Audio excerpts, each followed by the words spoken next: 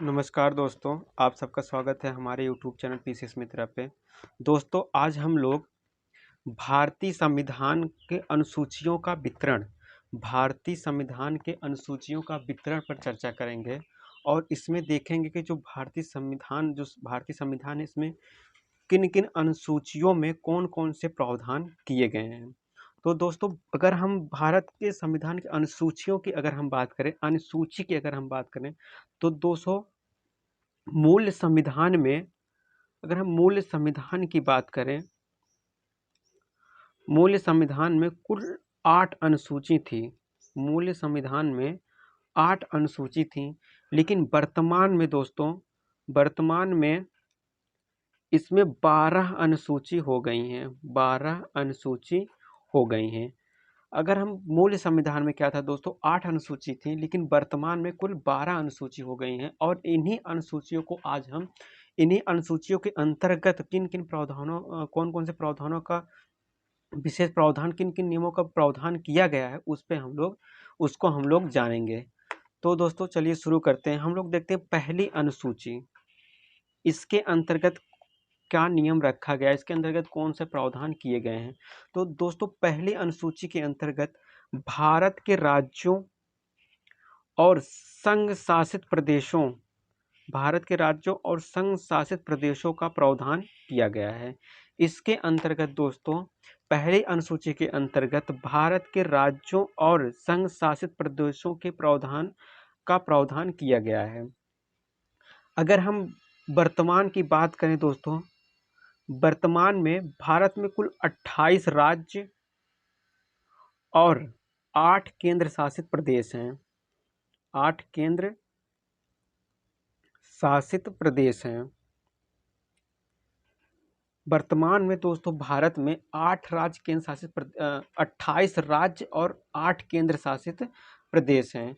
ये पहले क्या था दोस्तों, जब जो जम्मू कश्मीर है दोस्तों, अगर हम कुछ फैक्ट की बात करें इसमें, तो जम्मू कश्मीर को दोस्तों 31 अक्टूबर 2019 को जम्मू कश्मीर को 31 अक्टूबर 2019 को जम्मू कश्मीर को 2 भागों में बांट दिया गया है। एक जम्मू कश्मीर और दूसरा लद्दाख।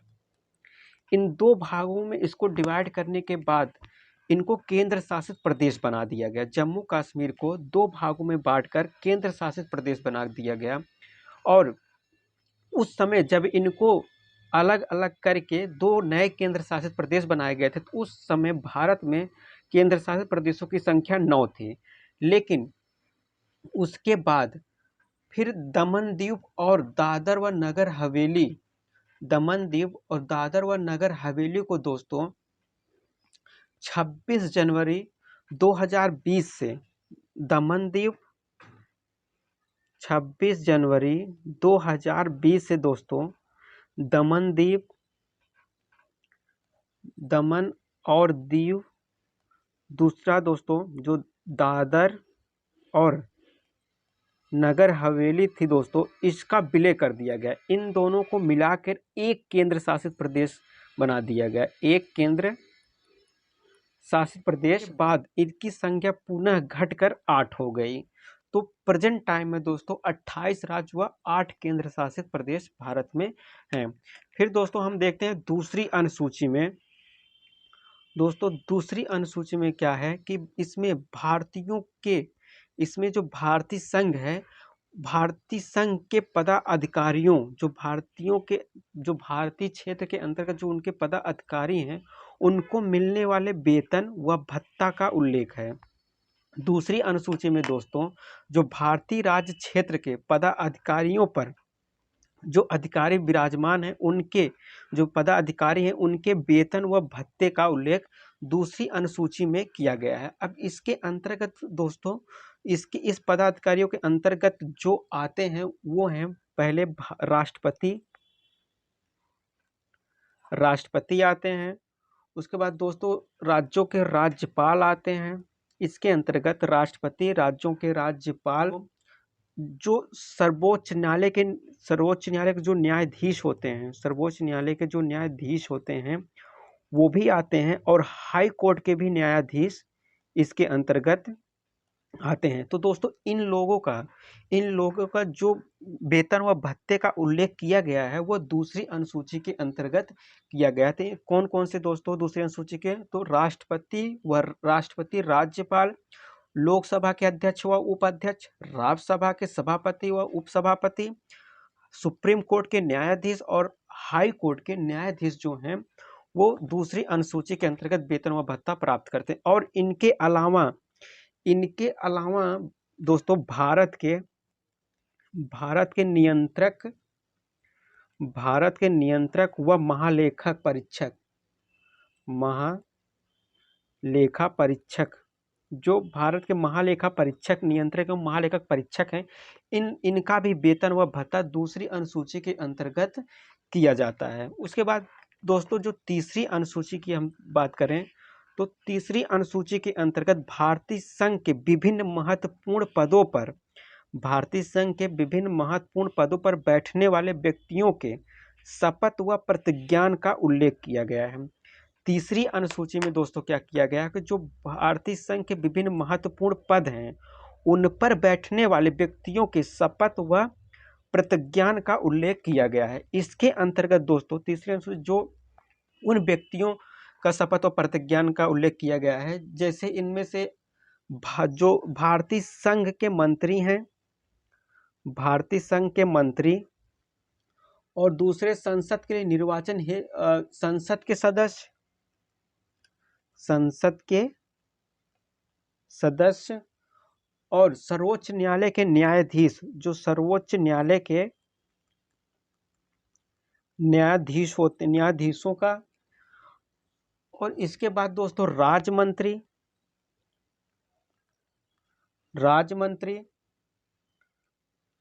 इसके बाद दोस्तों हाई कोर्ट के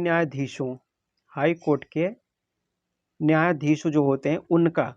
तो तीसरी अनुसूची के अंतर्गत दोस्तों जो महत्वपूर्ण पद हैं उन पर बैठने वाले व्यक्तियों के जो शपथ और प्रतिज्ञान का उल्लेख किया गया हो वह संघ के मंत्री, संसद के सदस्य, सुप्रीम कोर्ट के न्यायाधीश, राज्य मंत्री और हाई कोर्ट के न्यायाधीशों के व्यक्तियों के शपथ व प्रतिज्ञान का उल्लेख किया गया है। और इन सब के अलावा अगर हम बात करें तो नियंत्रक व महालेखा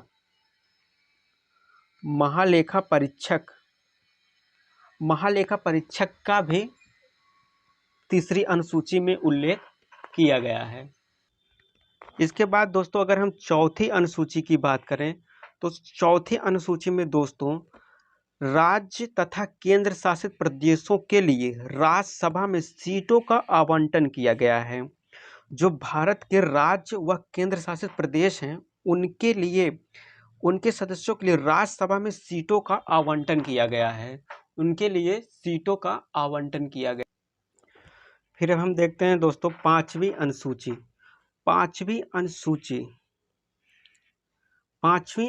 में दोस्तों अनुसूचित और जनजाति क्षेत्रों के प्रशासन तथा नियंत्रण का प्रावधान किया गया है।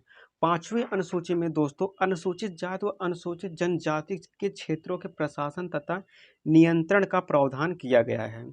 इसके बाद दोस्तों जो छठी अनुसूची में दोस्तों जो पांचवी अनुसूची के तहत जिन क्षेत्रों में जैसे असम, मेघालय, मिजोरम व त्रिपुरा राज्यों के जनजातीय क्षेत्रों व प्रशासन के बारे में उल्लेख किया गया है। इनका उल्लेख दोस्तों असम, मेघालय, त्रिपुरा व मिजोरम का उल्लेख दोस्तों पांचवी अनुसूची के अंतर्गत नहीं किया गया है। इनका उल्लेख अलग से छठी अनुसूची के अंतर्गत प्रशासन के बारे में अलग से उल्लेख किया गया है। तो छठी अनुसूची के अंतर्गत दोस्तों असम, मेघालय, मिजोरम, त्रिपुरा राज्यों के जनजातीय क्षेत्रों के प्रशासन के बारे में अलग से उल्लेख किया गया है। इसके बाद दोस्तों आता है सातवीं अनुसूची। सातवीं अनुसूची में दोस्तों सातवीं अनुसूची की अगर हम बात करें तो इनमें 3 सूचियों का उल्लेख किया गया है। 7वीं अनुसूची के अंतर्गत दोस्तों 3 अनुसूचियों का उल्लेख किया गया है। वो 3 अनुसूची कौन कौन से हैं? एक आपका संघ, दूसरा राज्य, तीसरा समवर्ती। एक संघ सूची, दूसरा राज्य सूची, तीसरा समवर्ती सूची। संघ सूची क्या होता है दोस्तों? संघ सूची पर जो है वो केंद्र कानून बना सकता है। संघ सूची पर केंद्र कानून बनाता है और राज्य सूची पर राज्य सरकारें कानून बनाती हैं। राज्य सरकारें कानून बनाती हैं और समवर्ती सूची पर केंद्र प्लस राज्य दोनों सरकारें मिलकर कानून बना सकती हैं। अगर हम दोस्तों इनके विषयों की बात करें, किन किन विषयों पर, किन किन चीज़ों पर संघ सूची, राज्य सूची, समवर्ती सूची पर कानून बनाया जा सकता है, तो दोस्तों अगर हम संघ सूची की बात करें तो संघ सूची में वर्तमान में कुल 98 विषय रखे गए हैं। वर्तमान में कुल 98 विषय रखे गए हैं। इसके तहत दोस्तों संघ सूची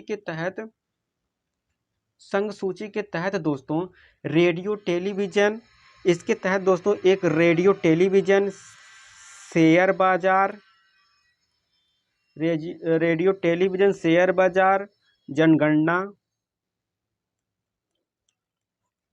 जनगणना, इसके बाद दोस्तों बैंकिंग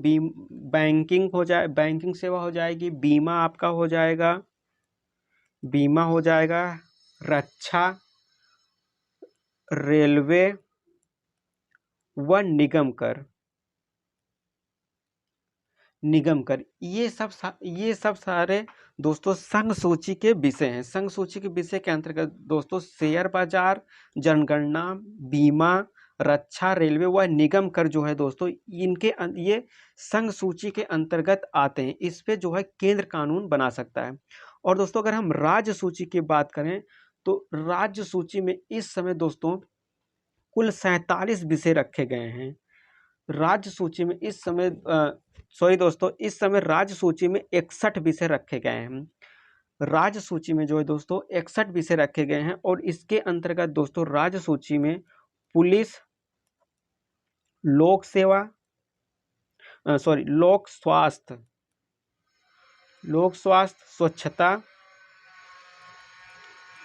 स्वच्छता दोस्तों राज्य सूची, अगर दोस्तों हम राज्य सूची की बात करें तो राज्य सूची में कुल 61 विषय रखे गए हैं, जिसके अंतर्गत जो मुख्य विषय हैं दोस्तों पुलिस, लोक स्वास्थ्य, स्वच्छता, कृषि और दोस्तों प्रति व्यक्ति कर जैसे नियमों को राज्य सरकार कानून बनाती है। इसके बाद दोस्तों आता है आपका समवर्ती सूची। समवर्ती सूची में दोस्तों वर्तमान में कुल 52 विषय रखे गए हैं। समवर्ती सूची में कुल वर्तमान में 52 विषय रखे गए हैं। इसके अंतर्गत दोस्तों अगर हम समवर्ती सूची की बात करें तो समवर्ती सूची के अंतर्गत दोस्तों आपका इसमें समवर्ती सूची के अंतर्गत दोस्तों शिक्षा आता है, आर्थिक आता है और इसके तहत समवर्ती सूची के तहत दोस्तों जनसंख्या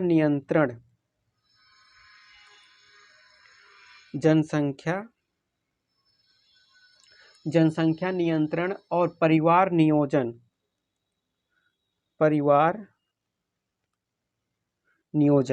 ये सारे विषय दोस्तों समवर्ती सूची के अंतर्गत रखे जाते हैं, जिस पर केंद्र व राज्य दोनों कानून बना सकते हैं। तो समवर्ती सूची के अंतर्गत आपका शिक्षा, आर्थिक, जनसंख्या नियंत्रण व परिवार नियोजन जैसे विषय को रखा गया है। फिर दोस्तों आता है 8वीं अनुसूची। 8वीं अनुसूची के अंतर्गत दोस्तों संविधान द्वारा मान्यता प्राप्त 22 भाषाओं को, संविधान द्वारा मान्यता प्राप्त 22 भाषाओं का उल्लेख किया गया है। संविधान द्वारा मान्यता प्राप्त कुल 22 भाषाओं का उल्लेख किया गया है। अगर हम मूल संविधान की बात करें दोस्तों, जब संविधान लागू हुआ था तो उस समय कुल 14 विषय थे, 14 भाषाएं थी, लेकिन वर्तमान में यह बढ़कर 22 भाषाएं हो गई हैं। दोस्तों जो समय समय पर नई नई भाषाएं जोड़ी गई हैं, अगर हम उसकी बात करें तो दोस्तों 1967 में दोस्तों 21वें संविधान संशोधन द्वारा 21वें संविधान संशोधन द्वारा दोस्तों 1967 में 21वें संविधान संशोधन द्वारा दोस्तों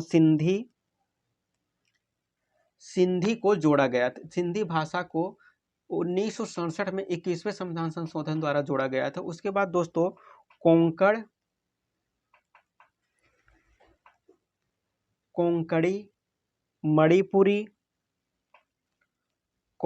मणिपुरी और नेपाली और नेपाली जो भाषा है दोस्तों, यह 71वें संविधान संशोधन द्वारा 1992 में जोड़ा गया।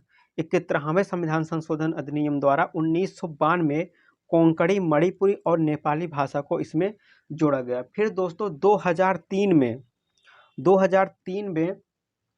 92वें संविधान संशोधन अधिनियम द्वारा दोस्तों डोंगरी, मैथिली और संथाली को जोड़ा गया। इसमें दोस्तों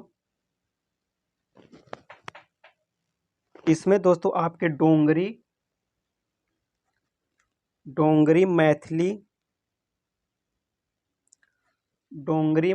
संथाली और दोस्तों बोडो भाषाएं जो हैं दोस्तों, ये 4 भाषाएं 2003 में 92वें संविधान संशोधन अधिनियम द्वारा इसमें जोड़ा गया। डोंगरी, मैथिली, संथाली और बोडो। फिर दोस्तों इसके बाद उड़िया का नाम बदलकर 2011 में उड़िया कर दिया गया था। उड़िया का नाम बदलकर 2011 में ओडिया कर दिया गया था। तो दोस्तों ये 8वीं अनुसूची के अंतर्गत जो 22 भाषाओं का प्रावधान है, उसमें हम लोगों ने देखा कि 1967 में 21वें संविधान संशोधन अधिनियम द्वारा सिंधी को जोड़ा गया। फिर 71वें संविधान संशोधन अधिनियम 1992 के द्वारा कोंकणी, मणिपुरी और नेपाली को जोड़ा गया।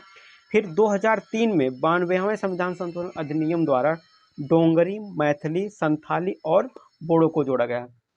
तो ये दोस्तों 8वीं अनुसूची के अंतर्गत जो 22 भाषाओं का प्रावधान किया गया, तो उसको हम लोगों ने देखा।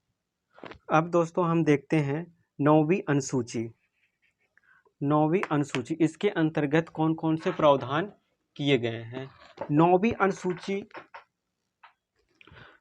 अनुसूची के अंतर्गत दोस्तों इसमें ऐसे विषय रखे गए हैं। 9वीं अनुसूची के अंतर्गत दोस्तों ऐसे विषय रखे गए हैं जिसमें न्यायपालिका में चुनौती नहीं दी जा सकती, इसमें दोस्तों भूमि सुधार संबंधित विषयों को रखा गया है। और इस समय कुल इसमें 284 अधिनियम रखे गए हैं।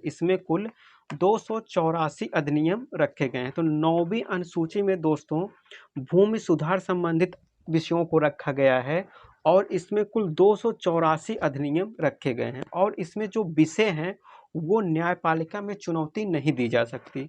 और 9वीं अनुसूची को दोस्तों प्रथम संविधान संशोधन द्वारा जोड़ा गया था। प्रथम संविधान संशोधन द्वारा 1951 में जोड़ा गया था। 9वीं अनुसूची को दोस्तों प्रथम संविधान संशोधन द्वारा 1991 में जोड़ा गया था। इसके बाद दोस्तों 10वीं अनुसूची हम देखते हैं। 10वीं अनुसूची में दोस्तों दल बदल अयोग्यता का प्रावधान किया गया। 10वीं अनुसूची में दोस्तों दल बदल के अयोग्यता का प्रावधान किया गया है। और 11वीं अनुसूची जो है दोस्तों 11वीं अनुसूची को दोस्तों 73वें संविधान संशोधन अधिनियम 1992 के द्वारा जोड़ा गया। 11वीं अनुसूची को दोस्तों 73वें संविधान संशोधन अधिनियम 1992 के द्वारा जोड़ा गया और इसमें पंचायती राज व्यवस्था के प्रशासन का उल्लेख किया गया है। इसमें पंचायती राज के प्रशासन का उल्लेख किया गया है। दोस्तों इसमें कुल 29 विषय रखे गए हैं। पंचायती राज के जो प्रशासन के उल्लेख किया गया है उसमें कुल 29 विषय रखे गए हैं और इसे 73वें संविधान संशोधन अधिनियम 1992 के द्वारा जोड़ा गया। फिर दोस्तों 12वीं अनुसूची जो है दोस्तों इसमें नगर पालिका के प्रशासन का उल्लेख किया गया है। 12वीं अनुसूची में दोस्तों नगर पालिका के प्रशासन का उल्लेख किया गया है और इसे 74वें संविधान संशोधन अधिनियम 1992-93 में जोड़ा गया था। 1992 व 93 में जोड़ा गया था। दोस्तों इसमें नगर पालिका के प्रशासन हेतु कुल 18 विषयों को रखा गया है। नगर पालिका के प्रशासन हेतु कुल 18 विषयों को रखा गया है। कुल 18 विषयों को इसमें रखा गया है। तो ये दोस्तों था जो हमने आज देखा संविधान भारतीय संविधान के कुछ अनुसूचियों का वितरण देखा, जिसमें संविधान सभा के द्वारा जो जो प्रावधान किए गए थे उनको एक जगह पे अनुसूचियों के तहत कौन कौन से प्रावधान किए गए थे उस पे हम लोगों ने चर्चा किया। तो अब दोस्तों हम लोग मिलते हैं अगले वीडियो में, तब तक के लिए नमस्कार, जय हिंद।